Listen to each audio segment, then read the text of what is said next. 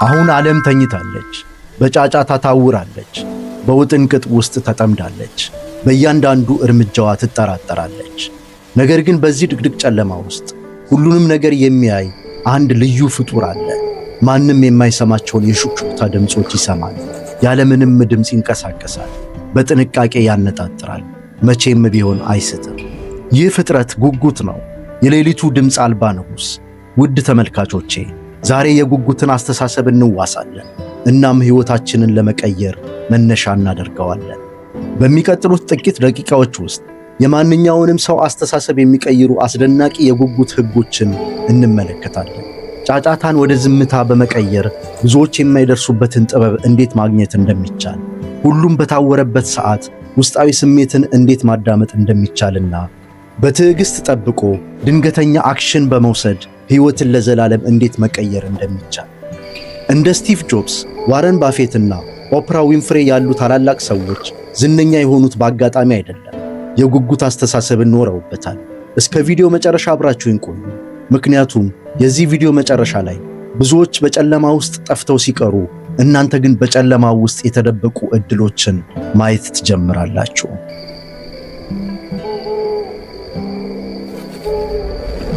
እስቲ በዓይነ ሕሊናችሁ ይህንን አስቡ። በዙሪያችሁ ድቅድቅ ጨለማ፣ እጃችሁን እንኳን ማየት የማይቻልበት ጨለማ። አብዛኞቹ ፍጥረታት በዚህ ሰዓት ይፈራሉ፣ ይደበቃሉ። ጉጉት ግን ከአብዛኞቹ ይለያል። ይህ የሌሊት ፈላስፋ ጨለማውን ይገዛዋል። የጉጉት ዓይኖች እንደኛ የኳስ ቅርጽ የላቸውም። እንደ ቱቦ ረጅምና በአጥንት የተሰኩ ናቸው። ስለዚህ እኛ እንደምናደርገው ዓይናቸውን ማሽከርከር አይችሉም። ለዚህ ነው ጉጉቶች አንገታቸውን እስከ 270 ዲግሪ ማዞር የሚችሉት። እኛ 7 የአንገት አጥንቶች ሲኖሩ እነሱ ግን 14 ነው ያላቸው። ይህ ለእኛ ምን ያስተምረናል? በሕይወት ውስጥ ብዙ ጊዜ ችግሮቻችንን ትኩር ብለን ስለምናይ የጎን እይታ ወይም ታናል ቪዥን ይይዘናል። ጉጉት ግን እይታችንን እንድንቀይር ያነሳሳናል። በሥራችሁ ወይም በግንኙነታችሁ ተስፋ ቆርጣችሁ ከሆነ እይታችሁን አዙሩት። ያጋጠማችሁ እንቅፋት ምናልባት ተሸፋፍኖ የመጣ ዕድል ሊሆን ይችላል። ስቲቭ ጆብስ ከገዛ ኩባንያው ከአፕል ሲባረር በሽንፈቱ ላይ ከማተኮር ይልቅ እይታውን አዙሮ ፒክሳርን መሠረተ።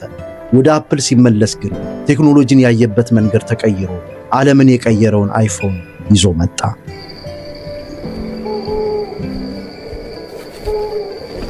አሁን ደግሞ ስለ ጉጉት ድምፅ አልባ በረራ ልንገራችሁ።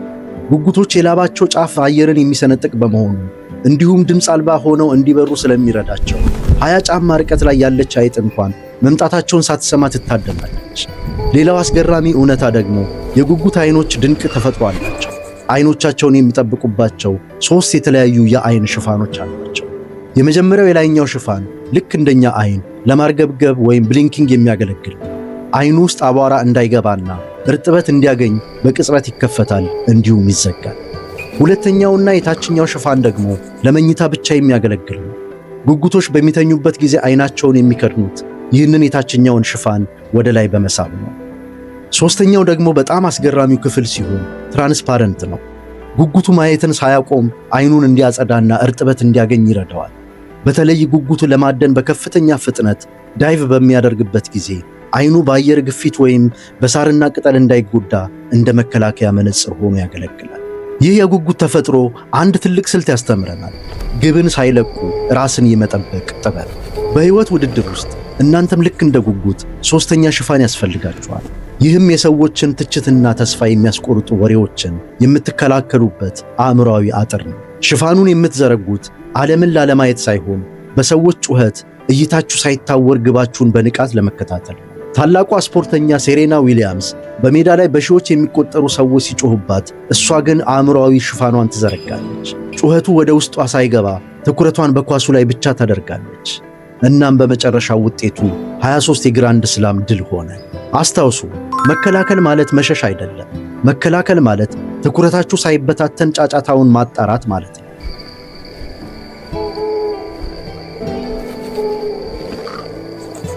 ጉጉቶች በማየት ብቻ ሳይሆን በመስማትም ሱፐር ሂሮ ናቸው። ጆሮአቸው አንዱ ከፍ አንዱ ዝቅ ያለ በመሆኑ ድምፅ ከየት እንደሚመጣ በ3 አቅጣጫ ወይም 3D መለየት ይችላል። ይህም ማለት ጉጉት በጫጫታ ውስጥ ትክክለኛውን መረጃ የመለየት ልዩ ብቃት አለው ማለት ነው። ሌላው አስደናቂ እውነታ ጉጉቶች የሚያድኑትን ሙሉ በሙሉ ነው የሚውጡት። ነገር ግን የማይፈጩትን አጥንት፣ ላባ እና ፀጉር ለይተው እንደ ትንሽ ኳስ አድበልብለው መልሰው ይተፉታል። ልክ ጉጉቱ የማይጠቅሙትን ነገሮች ለይቶ እንደሚተፋው ሁሉ እኛም በሕይወት ውስጥ ብዙ ገጠመኞችን እንውጣለን። ነገር ግን ጥበበኛው ሰው የማይጠቅመውን ያስወጣል። ቂም፣ ጸጸትና ሽንፈትን ወደ ውጭ አውጥቶ ይጥላል። ታላቁን የፈጠራ ሰው ቶማስ ኤዲሰንን አስቡት።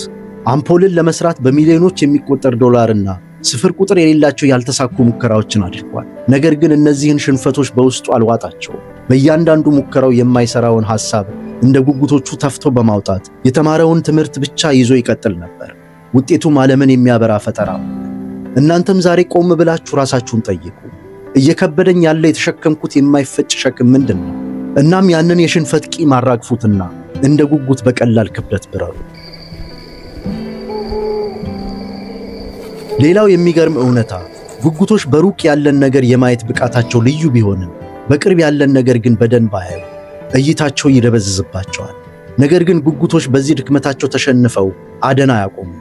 ይልቁንስ ርቀትን ለመለካትና ነገሮችን በግልጽ ለማየት ጭንቅላታቸውን ወደ ግራና ቀኝ ያወዛውዛሉ። ይህም በሳይንስ ቦቢንግ ይባላል። ይህ በቅርብ ያለን ነገር ያለማየት ተፈጥሯዊ ድክመት ትልቅ የሕይወት ትምህርት ይሰጠናል። በአፍንጫችሁ ስር ወይም በቅርብ ባለው ሽንፈት አትታወሩ የሚል። ታላቋ ደራሲ ጄኬ ሮውሊንግ የሃሪ ፖተር መጽሐፍን ጽፋ ስታጠናቀቅ ያጋጠማት ነገር የቅርብ ውድቀት ነበር። መጽሐፏን ይዛ ወደ 12 የሚጠጉ ታዋቂ አታሚዎች ጋር ሄደች። ሁሉም አይሆንም አሏት። ሮውሊንግ በዚያ ሰዓት ትኩረቷን በአፍንጫዋ ስር ባለው የቅርብ ሽንፈት ላይ ብቻ ብታደርግ ኖሮ ዛሬ በዓለም የታወቀች ቢሊዮነር ደራሲ አትሆንም ነበር። እሷ ግን እንደ ጉጉቱ አደረገች።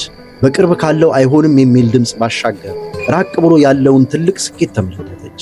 እይታዋን ከማቆም ይልቅ ቀይራ 13ኛው እትም ላይ ደረሰች። የቀረው ታሪክ ነው። የጉጉት ጥበብ የሚነግረን ይህንን ነው። ዛሬ እጃችሁ ላይ ያለው ውድቀት የዛሬው እጥረታችሁ ወይም አሁን የገጠማችሁ እምቢታ የቅርብ እይታ ነው። ልክ እንደ ጉጉቱ እይታችሁ ይደበዝዝ ይሆናል። ነገር ግን ዛሬ ባጋጠማችሁ ሽንፈት ብቻ አትወሰኑ። ራቅ ብላችሁ ህልማችሁን ተመልከቱ። የዛሬ ውድቅ መደረግ ነገ ለሚመጣው ትልቅ አዎንታ መሸጋገሪያ ነው። በመጨረሻም ዋና ዋናዎቹን የጉጉት ትምህርቶች ጠቅለል አድርገን እንመልከት። የመጀመሪያው ከጫጫታ ይልቅ ጥበብ ዊዝደም ኦቨር ኖይዝ ነው። ጉጉት በጫካ ውስጥ ብዙ ድምጾች ቢኖሩም የሚጠቅመውን የታዳኝ ድምጽ ብቻ ለይቶ የመስማት ልዩ ብቃት አለው።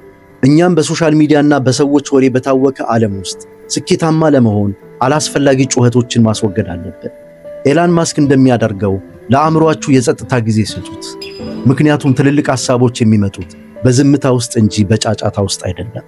ሁለተኛው ደግሞ ውስጣዊ ስሜት እንደ መሪ ወይም ኢንቱዊሽን አዝ ዩር ጋይድ የሚለው ነው። መረጃዎችና ቁጥሮች ብቻቸውን ትክክለኛውን መንገድ አያሳዩም። ጉጉቶች ጨለማውን ጥሰው የሚያድኑት በዓይናቸው ብቻ ሳይሆን አየር ላይ ያለውን ንዝረት በሚረዱበት ውስጣዊ ስሜታቸው ጭምር ነው። ኦፕራ ዊንፍሬ ለዚህ ትልቅ ምሳሌ ናት። ኦፕራ በቢሊዮን የሚቆጠር ዶላር የሚያንቀሳቅስ ተጽዕኖ የፈጠረችው በውጭ አማካሪዎች ሳይሆን በውስጥ ድምጿ በመመራት ነው። በሕይወቴ ውስጥ የሠራኋቸው ትልልቅ ስህተቶች የውስጥ ስሜቴን ጥዬ የሰዎችን ምክር የሰማሁባቸው ጊዜያት ናቸው ትላለች። በተጨማሪም ውስጣዊ ስሜታችሁ የእግዚአብሔር ሹክሹክታ ነው። እሱን ማዳመጥ ስትጀምሩ በጨለማ ውስጥም ቢሆን የት መሄድ እንዳለባችሁ ታውቃላችሁ ትለናለች። መረጃዎችና የሰዎች ምክር ግራ ሲያጋቧችሁ ያንን ውስጣዊ ስሜታችሁን አዳምጡ። ልክ እንደ ጉጉቱ በጨለማ ውስጥ መንገድ የሚመራችሁ እሱ ነው። ሦስተኛው ደግሞ በትዕግሥት ታዝቦ በጥንቃቄ መምታት ወይም ስትራይክ ዊዝ ፕሬሲሽን የሚለው ነው። ጉጉት በከንቱ ክንፉን እያርገበገበ በድካም አይዝል። በትዕግሥት ግንድ ላይ ሆኖ ይመለከታል፣ ያጠናል፣ ጊዜውን ይጠብቃል። ትክክለኛው ሰዓት ሲደርስ ግን አይስትም። እንደ ማይክል ጆርዳን ሜዳውን አንብቡ። መቼ መተኮስና መቼ መከላከል እንዳለባችሁ እወቁ። በሕይወት ውስጥ ውጤታማ መሆን ማለት ሁል ጊዜ መንቀሳቀስ ሳይሆን ትክክለኛውን ቅጽበት ጠብቆ በኃይል እርምጃ መውሰድ ነው። ጉጉት ሌሊቱን የሚገዛው በጉልበት ሳይሆን በብልሃት በዝምታና በስትራቴጂ ነው። በጉጉት አስተሳሰብ ጨለማውን ተላምዳችሁ ታብባላችሁ፣ ሌሎች የማያዩትን ታያላችሁ፣ ድምፅ አልባ ትሆናላችሁ፣ ግባችሁን ትመታላችሁ። እስቲ በሕይወታችሁ ምን አይነት ጨለማ እየገጠማችሁ ነው? ኮሜንት ላይ ጻፉልን። እስከ መጨረሻው ስለተከታተላችሁ እናመሰግናለን።